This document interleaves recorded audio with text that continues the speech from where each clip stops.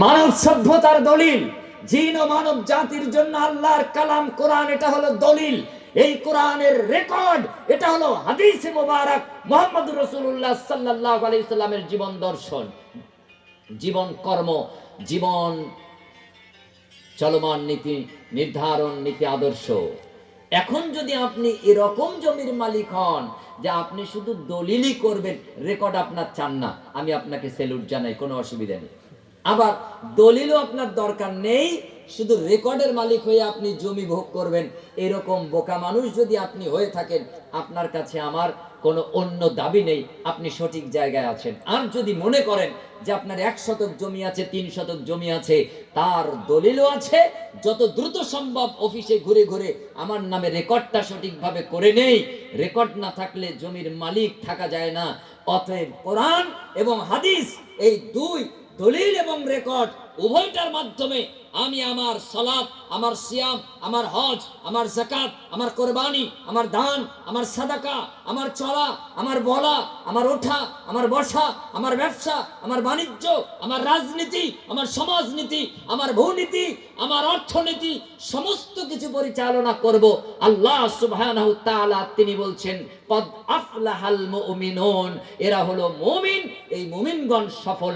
সূরা মুমিনুন আয়াত নাম্বার 1। আল্লাহ বলছেন এরা মুমিন, এদেরকে আমি সার্টিফাই করে দিলাম, ঘোষণা করে দিলাম এরা মুমিন। যার শুধু কোরআন আছে, কোরআনের ব্যাখ্যা নবী মুহাম্মদ সাল্লাল্লাহু আলাইহি সাল্লামের নবী সাল্লাল্লাহু আলাইহি সাল্লাম তার জীবনে নেই, ইনি সম্পূর্ণ মুসলিম হতে পারে না। কারণ কোরআন আল্লাহ সুবহানাহু ওয়া তাআলা নবী মুহাম্মদুর রাসূলুল্লাহ সাল্লাল্লাহু আলাইহি ওয়াসাল্লামের উপরে নাজিল করেছেন। মুহাম্মদ সাল্লাল্লাহু আলাইহি ওয়াসাল্লাম বলেছেন, ওয়ামা ইয়ানতিকু আনিল হাওয়া ইন হুয়া ইল্লা ওয়াহয়ুন ইউহা। আল্লাহ বলেছেন নবী নিজের থেকে কিছু বলেন না, তিনি যাহা বলেন আমি আল্লাহর পক্ষ থেকে ওহী পেয়ে তারপরই বলেন। এই কথাটা আমরা কার কাছ থেকে পেলাম?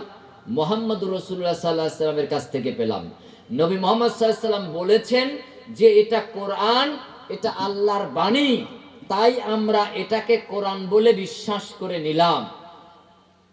যদি মুহাম্মদ সাল্লাল্লাহু আলাইহি ওয়াসাল্লামকে এখান থেকে আমরা সরিয়ে দেই, মাইনাস করে দেই, নবীকে যদি এখান থেকে আমরা সরিয়ে দেই, তাহলে কোরআনের উপরেই সন্দেহ প্রকাশ করা হয়। অতএব আমি যদি কোরআন মানি, নবীকে না মানি, আমি যদি কোরআন মানি, হাদিসকে না মানি, আমি যদি কোরআন মানি, হাদিসকে আমলে না আনি, তাহলে পরোক্ষভাবে প্রত্যক্ষভাবে